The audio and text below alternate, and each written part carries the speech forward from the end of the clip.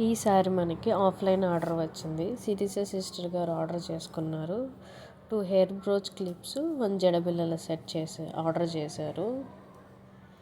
ఈ ఆర్డర్ రేపు భోగి పండగకి ఊరు వెళ్తారనగా ఈరోజు నైట్ ఆర్డర్ చేశారు. వాళ్ళు మేము ఆరబెట్టుకుంటాం పర్లేదు అని అన్నారని చెప్పి మనం 1 నైట్లో చేసేసాము, మార్నింగ్ ఇచ్చేసాము.